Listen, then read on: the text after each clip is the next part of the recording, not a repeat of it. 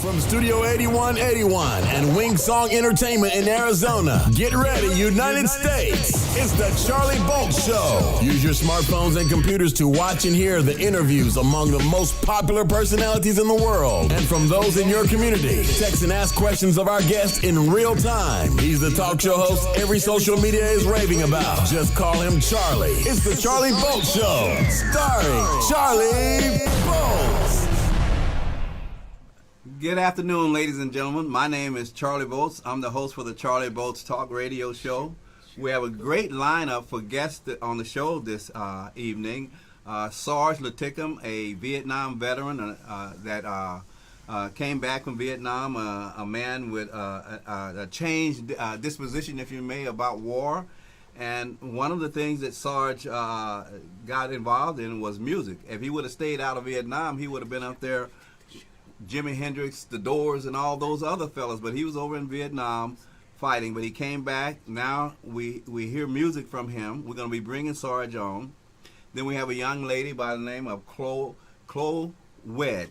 She's a dynamic young singer, and we're hoping to have her in the studio very soon so you can hear her voice. She's only 15 years of age, but she has a voice like she's been around for ages. But before we bring Sarge on and start talking to Sarge and Mrs. Sarge, we're going to go to a commercial break, and we're going to come right back. Studio8181.com is a talent development and management company that owns its recording studio and video production center located in Peoria, Arizona. Share your media content, earn income, and talk to your fans all from one spot. Studio8181.com positions your content to be seen by important decision makers so you can attend exclusive auditions and or get invited to perform at venues many entertainers only dream about.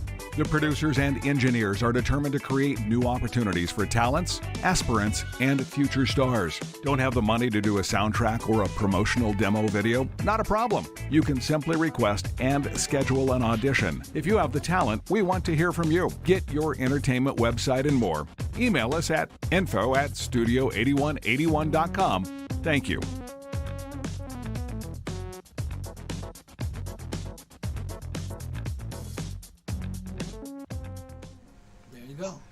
Well, I'm going to introduce you to Sarge Lintecum. But Sarge, I have a question for you.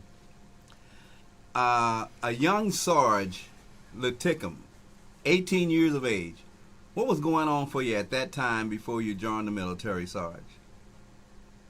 Well, I was seeing the news every night, and it was pictures of guys out in the jungle, and I felt like they really needed me, and I was looking for any way that a gangly, goofy teenage kid could become a respected human being.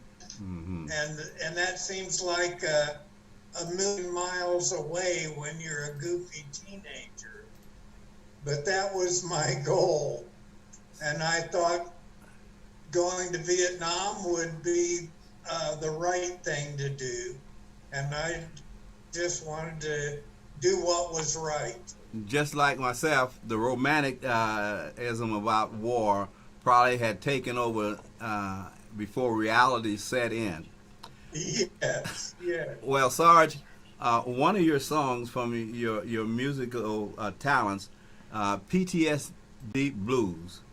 We're gonna key that up, and you tell us a little bit about that, why that song came about, okay?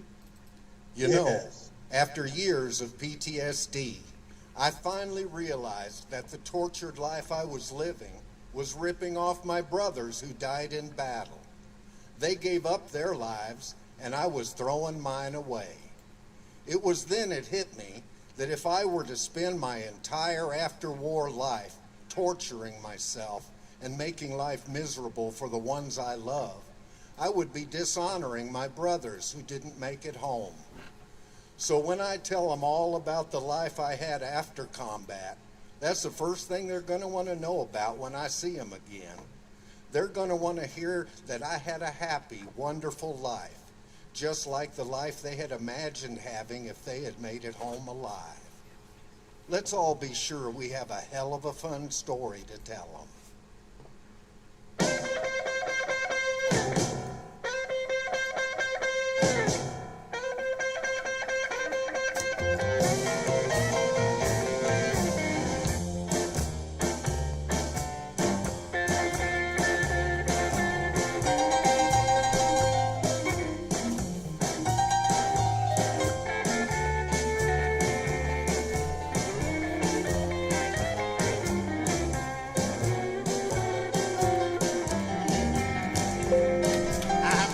In a combat zone, 'cause it's always on my mind. You know I'm stuck in combat, babe, always on my mind. Well, they sent my body home, but my mind stayed behind.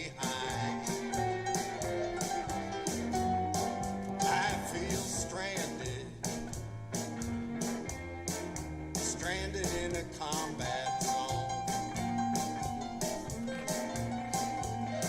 Yes, I feel stranded, babe.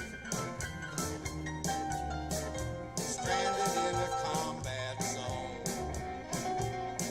I swear they sent me home, but I'm still dealing with Vietcong.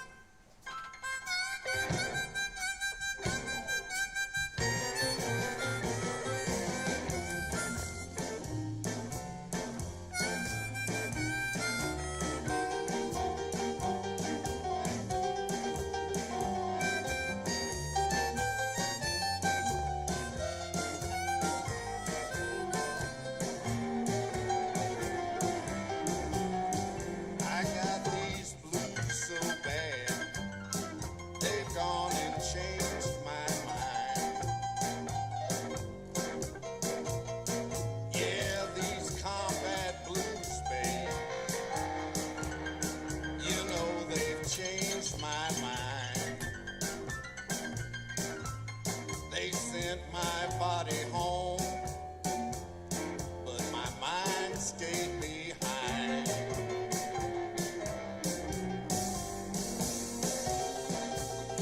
You know, this stuff really affects your memory. In fact, my memory's so damn bad, I can't even remember what I'm supposed to be saying here. I'm talking PTSD blues.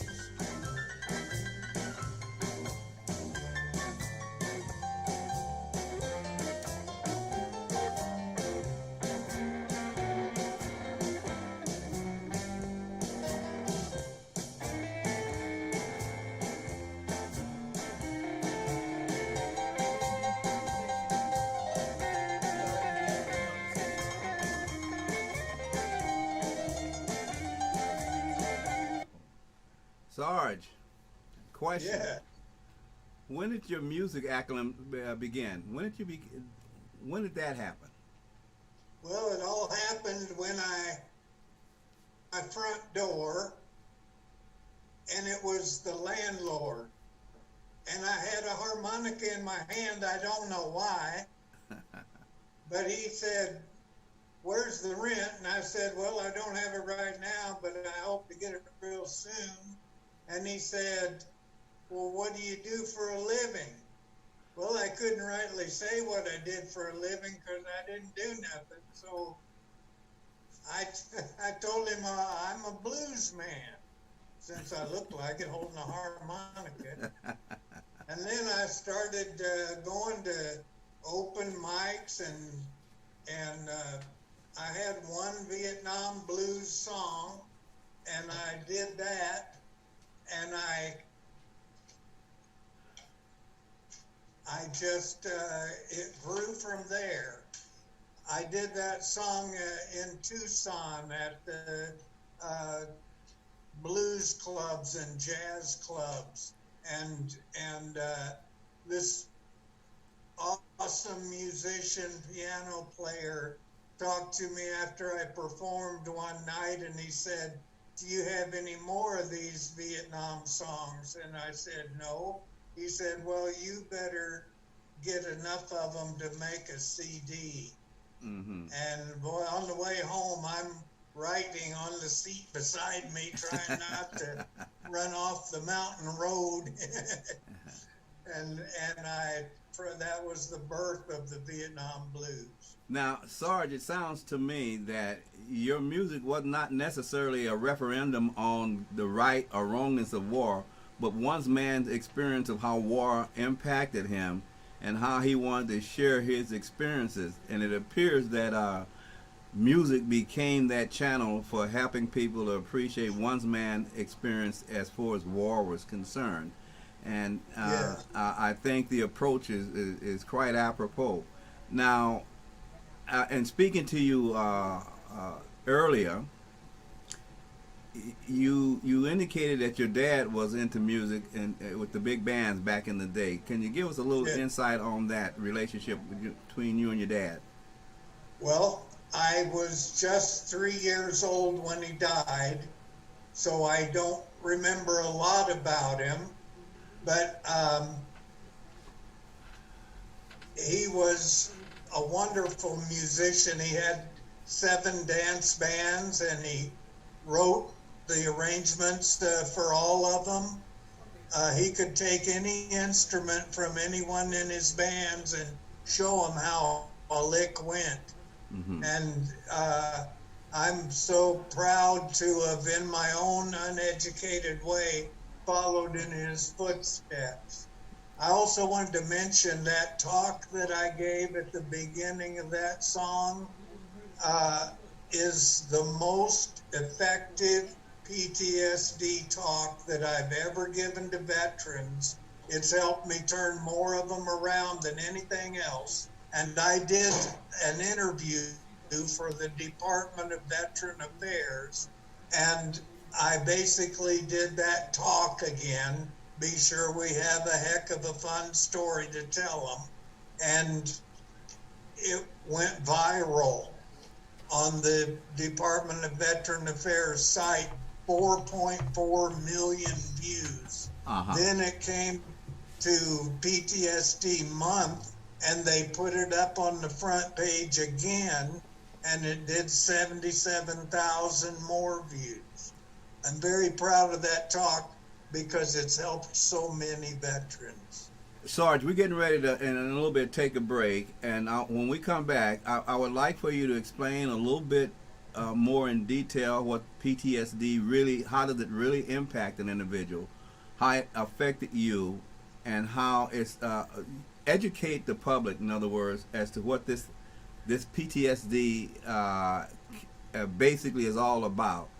And I hope that we can all appreciate that this is not no trumped up mental issue, but something that has really happened to people. And therefore, when we come back from the break, we'd like to delve into that a little bit and some other things about some of the great entertainers that been part of your life.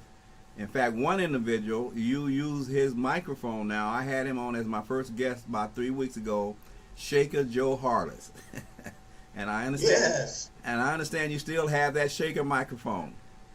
Yes, I do. It's a prototype. When he first came out with them, he wanted me to use it in public, and I was so honored that he picked me to help. Now, some of the names that have popped up that you have played with are big names. In fact, one name, Lee Oscar, believe it or not, I heard about him back in high school in 1969 when I graduated out of high school. I went to a party. It was a hippie party, and there was an old hippie there. And he asked me, was I into blues and jazz and all of that sort of stuff. I didn't know nothing about jazz. I was into, rock and roll and all that sort of stuff. But he gave me an Oscar Brown and a Lee Oscar album. And I have those albums to this day, and I got those in 1969. And so Wow. you played with some named individuals. But right now we're getting ready to take a break. We're going to come back, and we're going to let you go into the PTSD syndrome that affects a lot of soldiers. But we also understand it affects the families too. So we'll be right back from this break. When you want to get the accurate information about the future of health and health insurance, just watch the Robin Harris Podcast Show every Thursday, 10 a.m. Arizona time at cellphoneradio.org or dial 408-418-5050 and enter the access code 81810#. It's an invigorating show where Robin brings you experts in the field of health and health insurance. The audience can view the show and ask questions of her guests in real time. That's the Robin Harris Podcast Show every Thursday, 10 a.m. Arizona time at cellphoneradio.org or dial 408-418-5050 and enter the access code 81810#. What's in your health insurance plan?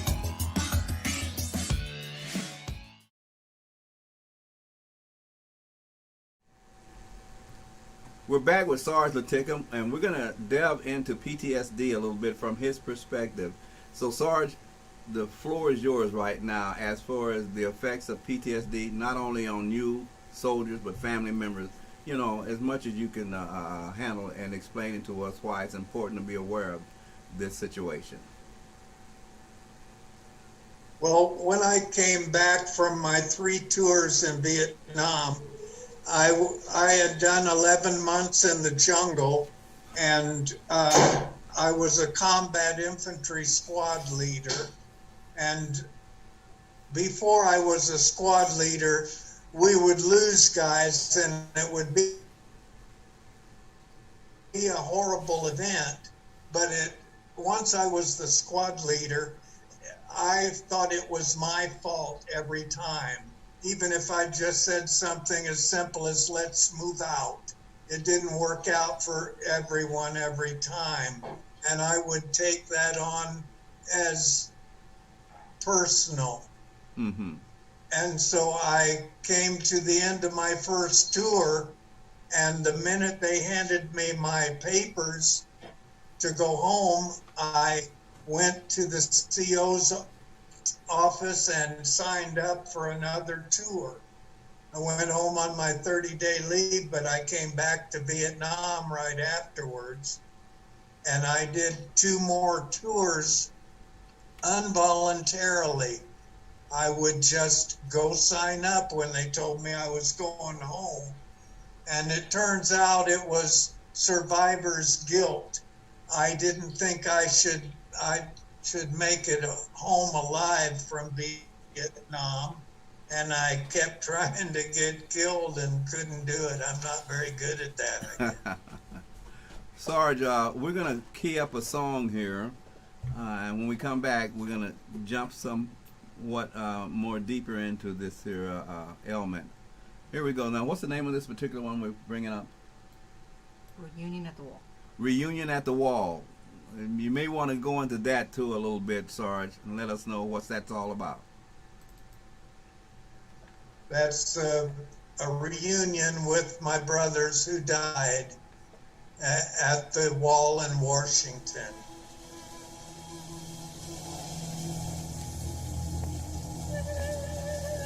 I had them do it in a psychedelic form because that's what the guys were thinking.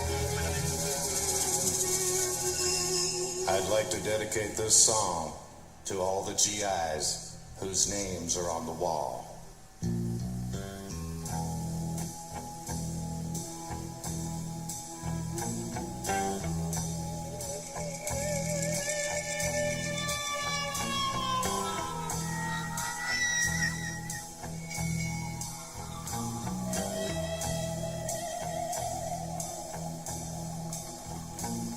I'm going to see some friends of mine. I'm going to Washington. Some years ago, I used to know these boys in Vietnam. Well, I'm gonna see my friends in Washington. Well, we were all young and crazy. When we were scared, you'd never know.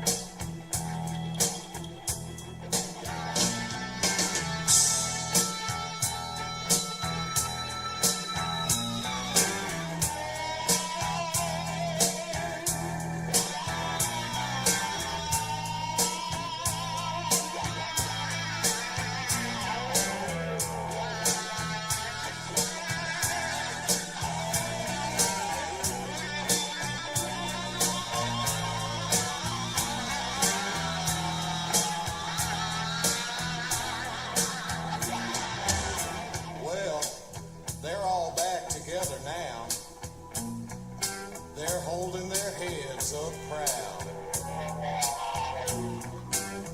I know I'll cry as I read their names when I stand before the wall.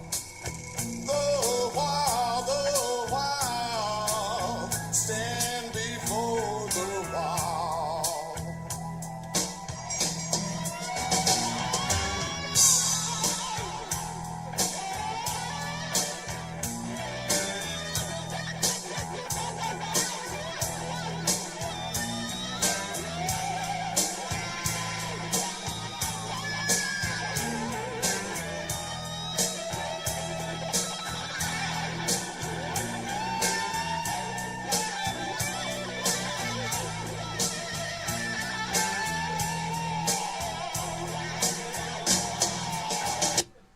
Sarge, I imagine that Yes. particular cut brings up some deep memories for you. Although Yes. although I was not in the war, I was from '66 to '69. I hear a little of Jimi Hendrix, Eric Clapton in that music there, and believe me, that brought back some memories, my friend. So, and I imagine that may have brought back memories for you, being over in a jungle, a steamy jungle in a faraway place. Many of your brothers over there giving their lives up. I said here, I'm kind of with a little bit of a lump in my chest here. I can't imagine a young man, 18 years of age, one day have all life ahead of him, and then a few days after that, he's in a steamy jungle. What was the reality of that war all about after you hit it? After you hit the ground, when you left your comfortable lifestyle as an 18-year-old young man, and now you're in Vietnam, what was your first reality, Sarge? The first reality was fear from not knowing if I could actually pull the trigger and kill another human being when the time came.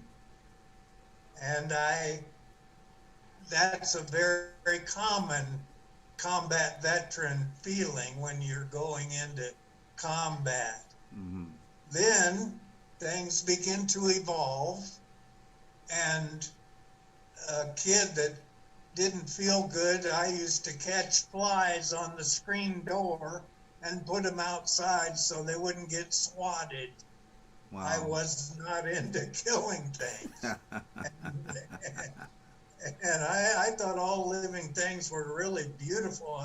A fly's an amazing, if you built one, a machine fly, you'd be a genius, way beyond a genius. Most certainly. So I just, it knocked me for quite a loop. I spent 19 years after Vietnam being a hermit, and I was also addicted to my own adrenaline. Mm-hmm. I would hang out at biker bars and not take sass from anybody until I got beat up and thrown out, and then I'd feel relief. Wow. I got my adrenaline. I didn't understand it, but I was strongly feeding on my own adrenaline. An observational question here for you, Sarge. How would a man of peace manage to walk through a world of confusion and war without catching a lot of flack from the men around him? How did you manage to keep your composure together under that type of stress? Well, when you're in a war, you're not for peace anymore. This is what causes PTSD. When you violate your own rules that you believe in, the things you've been taught since a small child, thou shalt not kill. Don't hit your brother. He's your brother. Yeah.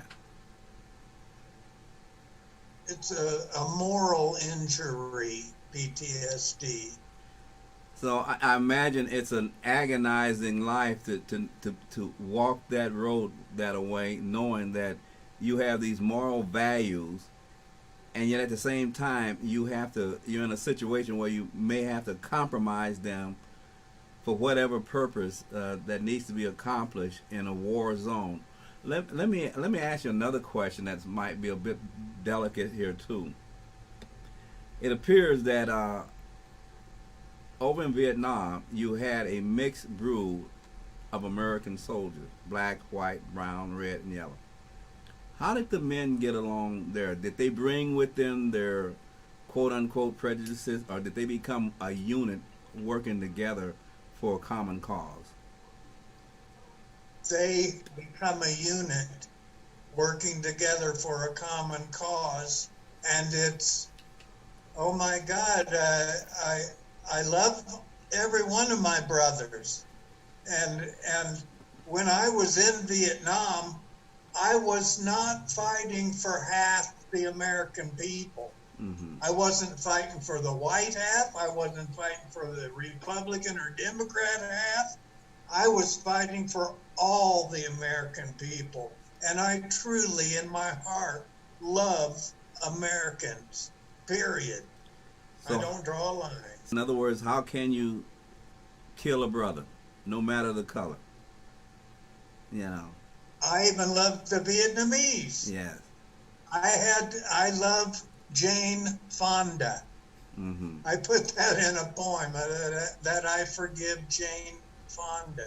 Uh-huh. Because I had to forgive everybody. Mm-hmm. Charlie, I forgave everyone.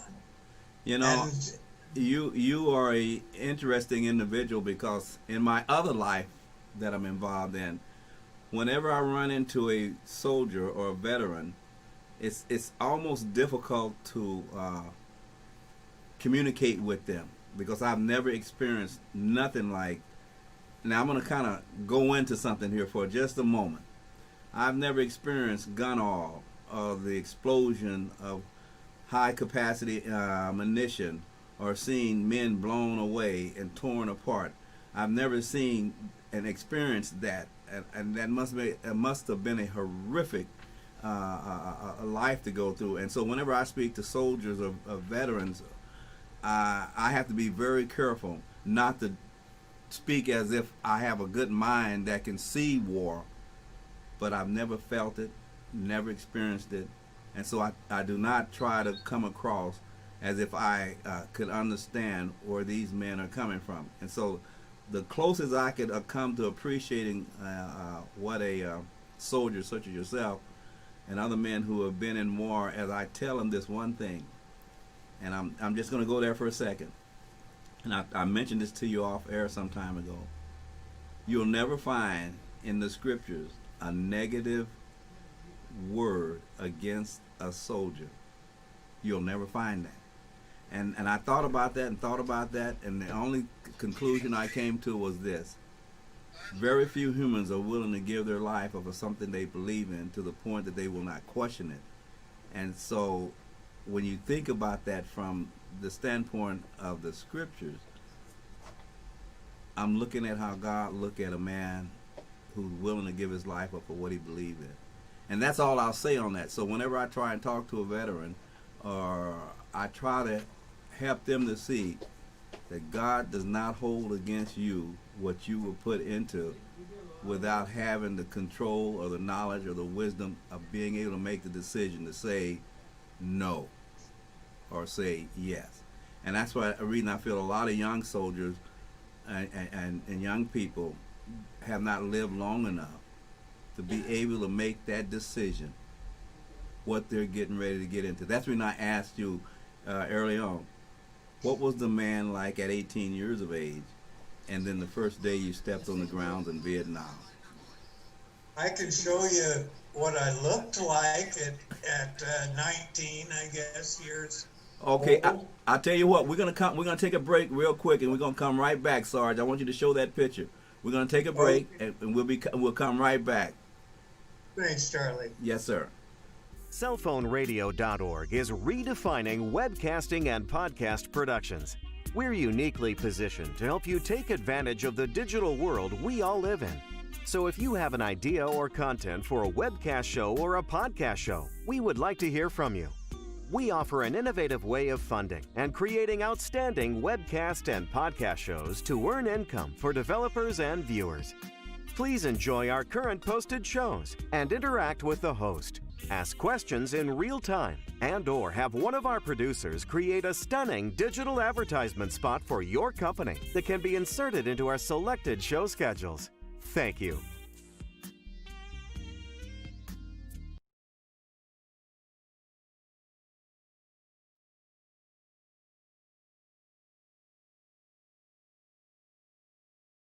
You can do one if it's blue.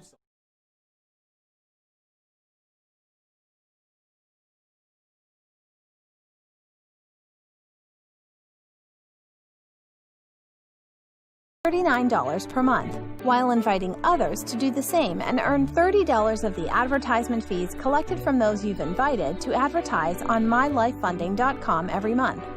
We don't utilize advertising media reps. That's because our advertising clients are the sales force that are afforded the opportunity to earn the sales commissions from the advertising dollars generated on this mobile directory. When you activate an advertising spot with us, you will be assigned your own independent sales rep promotion code that you'll use to invite others to advertise on mylifefunding.com. This strategically is done so that you can consistently earn a huge portion of the advertising dollars collected every month through your efforts. So go ahead, enter the promotion code provided to you and purchase your advertisement spot. Once you are a client, your business profile and skills will be uploaded in 48 hours. You will be notified by phone to complete the process. MyLifeFunding.com, your residual income business directory for now and the future. Out of the heat. Okay. Sarge, before we took the last break, you put a picture of there, because I've often wondered what you look like at 18, because right now I'm looking at a ZZ Top sit-in right now. So show the picture of what you look like when you were 18. This is my new book, 7 Short Stories of the Vietnam War. This is me actually in the jungle in Vietnam, looking down the breached open barrel of my M79 grenade launcher. One bullet weighed a half a pound and exploded when it hit something solid. I started off with an M16, but back then the M16 was real susceptible to dust and would jam up. And I saw so many times an M16 would fire one bullet and jam. And I thought, if I can only depend on one bullet, I want the biggest bullet they've got. And so I built the M79. These are 7 stories of how soldiers get PTSD, the differing degrees of PTSD, and how different soldiers deal with it. I'm looking at that picture of you, Sarge, as a young man. I don't necessarily see any cockiness there, but what was going on in your head when that picture was taken right there? Where were you at mentally? I was on a trail break. They say take 10 minutes or whatever, and we would lay down beside the trail. You can see my backpack strap stretched out, and I'm actually using my backpack frame as the back to my reclining chair. And that's how we would take our breaks in the jungle. And I would call the guy up behind me in line and hand him my camera and say, take a picture of me. And then I'd pose some phony pose, or we weren't hitting a lot of action when you take a photo op. It's not when you're having a lot of action. But I was able to bring back some marvelous pictures from deep in the jungles of Vietnam.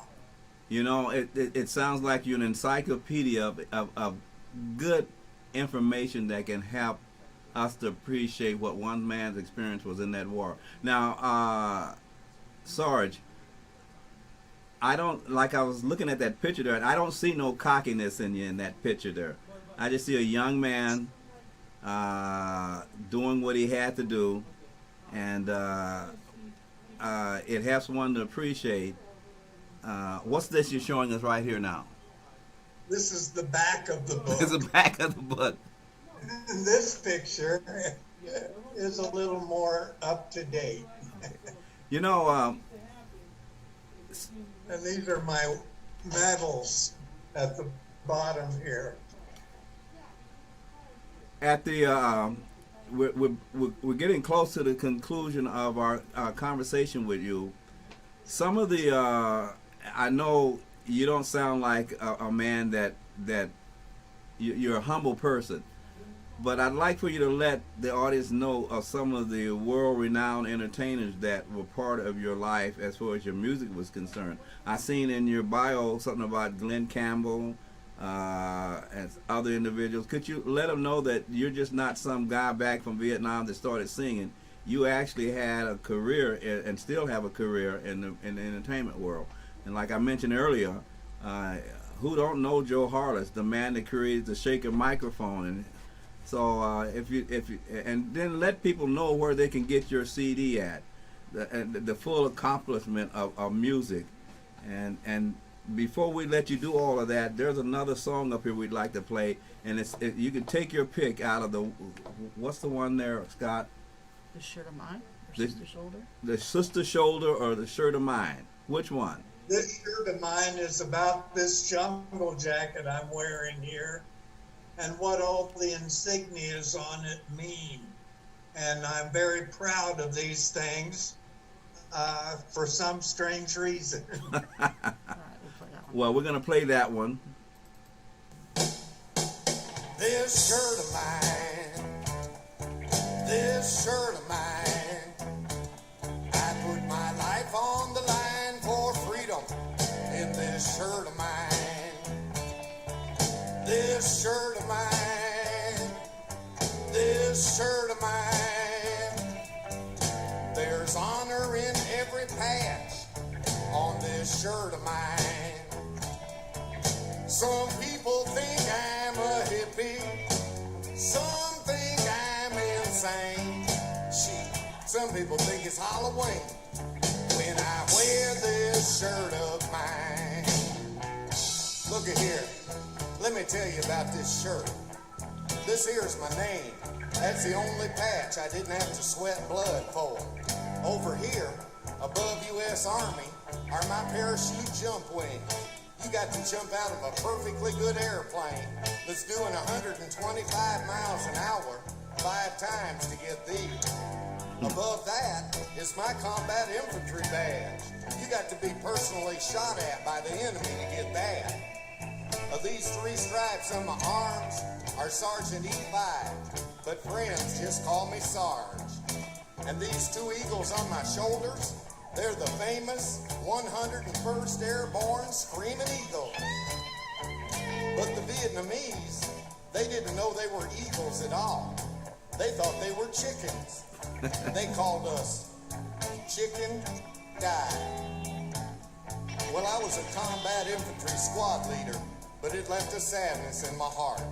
The one part of that job I hate to think of, you had to lead some off to die. Well, they give me the Good Conduct Medal, along with a Purple Heart. Sometimes they give me the feeling of pride, but then, sometimes not. Talk about it, Chuck.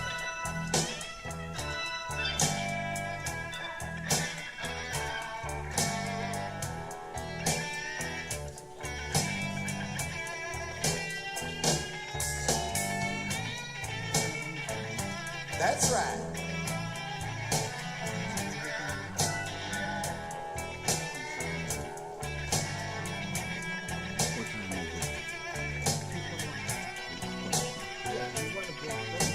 Yeah, okay.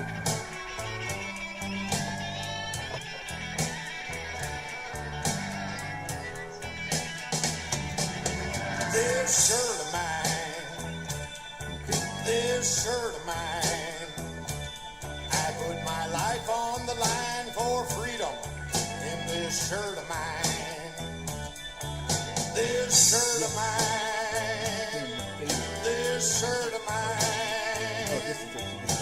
There's honor in every patch. Sarge, Yes. if anyone's interested in your music, your CDs, where can they go to get them at now? Any place online that sells music, digital or hard copy, and they're virtually everywhere and in most countries around the world. Also, some of the people on my CD, Howling Wolf's drummer Chico Chisholm sat in for drums on the song Sister Soldier. Kenny Skaggs of Glenn Campbell Band fame plays a beautiful slide guitar for me. Lee Oscar of War fame, they did Lowrider, hit after hit back in the day.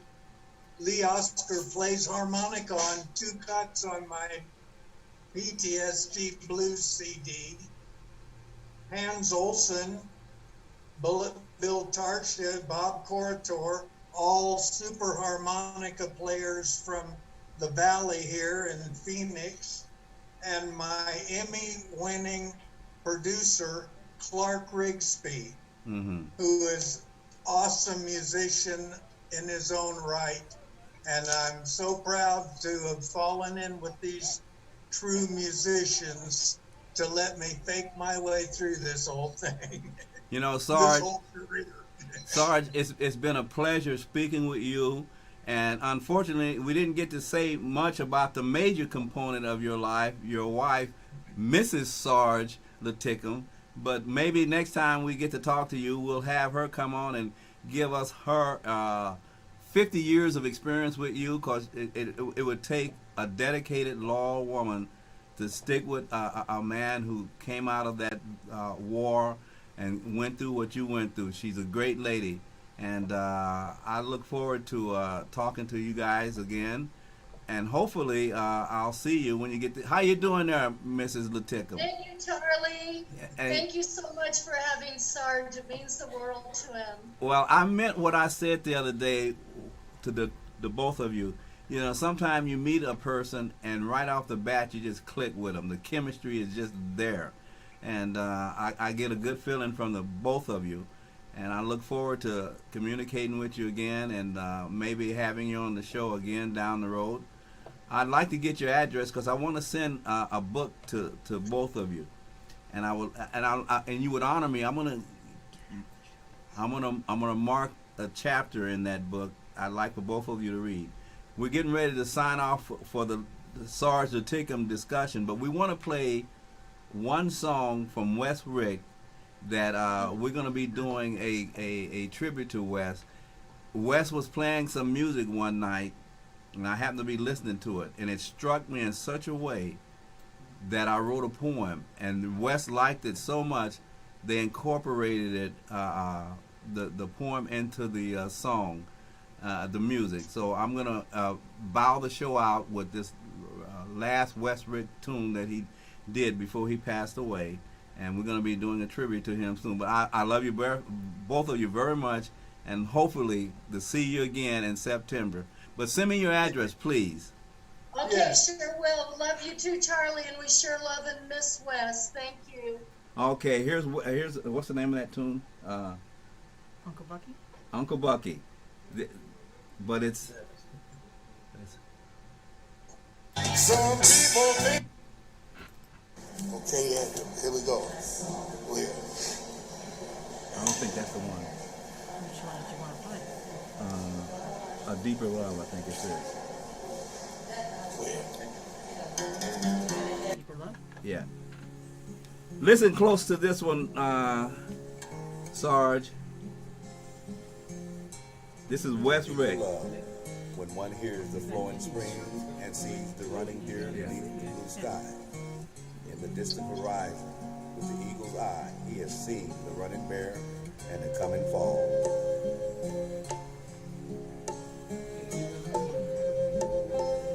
His soul has looked to the heaven, and he has said in his heart, once again, the Great Spirit has turned another page in the scheme of time. He has walked the land from a time he has not known. He has shared its wonders and what it has grown. He was a man who considered the ground sacred. He would not own the ground from which he came. He was a man with many names, such as Red Cloud, Crazy Horse, Sitting Bull, Geronimo, Yellow Horse, White Cloud, Little Turtle, and West Ricks. He was a man, the red man of the family called mankind. It was another man, a brother, who stole his land, took his home, and called him savage. Because the red man treated the ground sacred from which we all came. The red man is unique among mankind, for he's always looked to the heavens where the Great Spirit resides, calling him Father.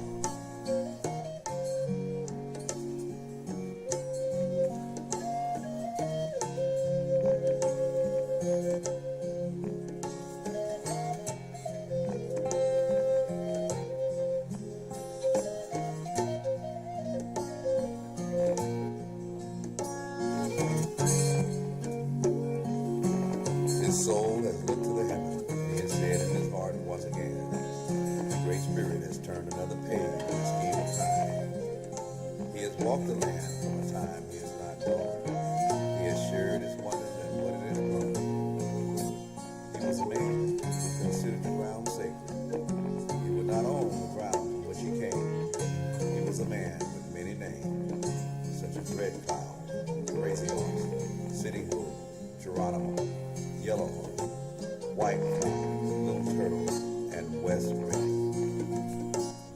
He was a man, the red man of the family called mankind.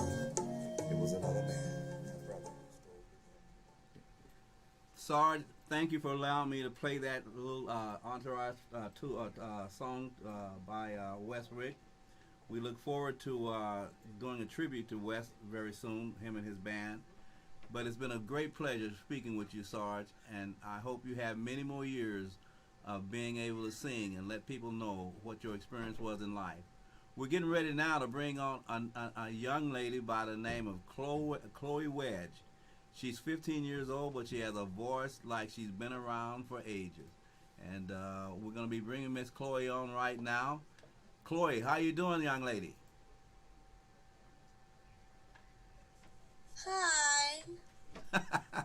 How you doing? I'm doing good. How are you? Well, we're doing all right. My producer's been saying some great things about you. He says you have a big voice for such a young person. Yeah, I guess. Well, now don't be shy on me. Well, let's let the audience hear what you can do. Pick your favorite tune that you want to sing. If you could, just give us something. Okay. Should I do something? Well, we have Sucker queued up. You want to listen to it? Let her do it. We want them to hear you a cappella, and then we're gonna play something that we already have queued up.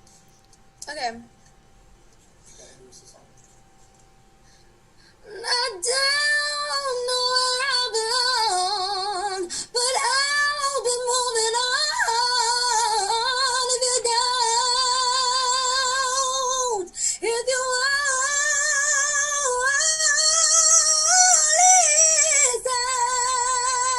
listen to the song here in my heart, a melody I'll start, but I will complete. Now I'm done believing you. You don't know what I'm feeling. I'm more than what you made of me. I followed the voice you gave to me. Now I gotta find my own.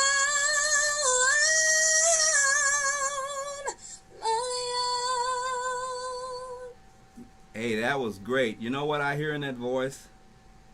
I hear in that voice growth to something really great. You keep practicing. Thank you. I hear a lot in that voice. We have some one of your songs keyed up. We're gonna play She it. did it at 14. And you just turned 15, so your voice is growing and improving, And you're going to be great, young lady. Thank you. Just don't get sidetracked. We're going to play something that we have queued up for you here. Go ahead, Scott.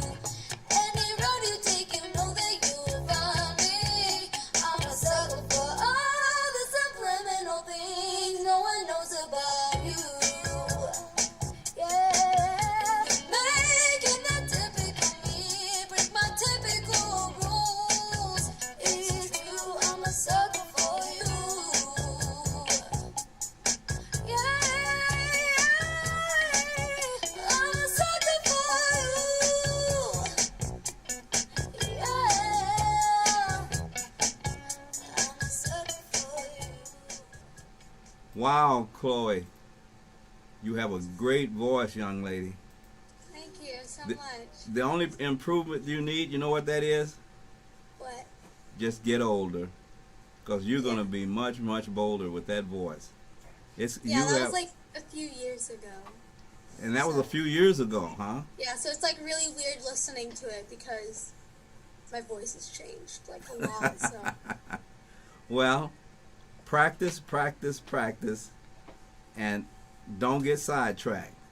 We'd like to bring you in the studio sometime and just do a collage of your music and interview you like I did with my guest just had here, Mr. Sarge Lintecum. And you stick close to Mr. Dunson. I think he's got your best welfare and interest here. And I'm sitting here, I'm an old guy, and I'm sitting here thinking, man, I'm 17 or 18 again listening to you sing. Mr. Dunson wants you to hit Aretha Franklin. Just a tad. Okay, I haven't sang this in so long, so we're gonna see how this goes. Okay. You're no good heartbreaker. You're a liar and you're a cheat. And I don't know why. Oh, I let you do these things to me. My friends keep telling me, oh, that you ain't no good, but they don't know that I let you do these things to me. That's great. That's great. Thank You hang in there, young lady. We look forward to having you on the show and interviewing you. And you tell your parents I said thumbs up. Thank you so much. And remember, life is entertainment. And you're one of its most important performers. Don't mess it up. Thank you. All righty. Our next guest for next week will be Mrs. Teresa Peterson. If you're interested in artwork, tune in next week to the Charlie Bolt Show. Miss Teresa Peterson. We will be talking about photography and artwork around the state of Arizona. Some beautiful places. And Miss Wedge, thank you for giving us and lending us your presence today. You have a great voice, young lady. That's the end of the show today. You take care.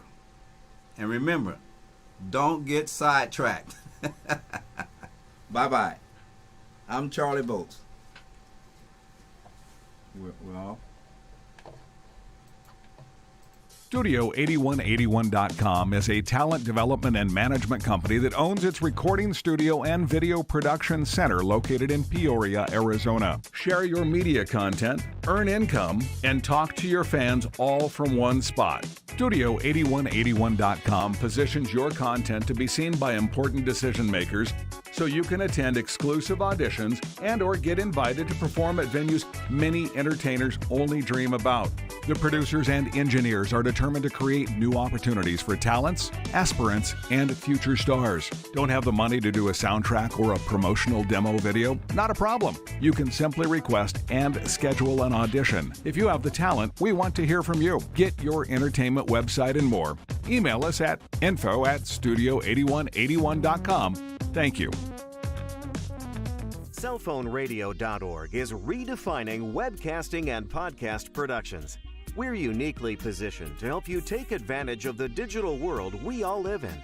So if you have an idea or content for a webcast show or a podcast show, we would like to hear from you. We offer an innovative way of funding and creating outstanding webcast and podcast shows to earn income for developers and viewers. Please enjoy our current posted shows and interact with the host. Ask questions in real time and or have one of our producers create a stunning digital advertisement spot for your company that can be inserted into our selected show schedules. Thank you.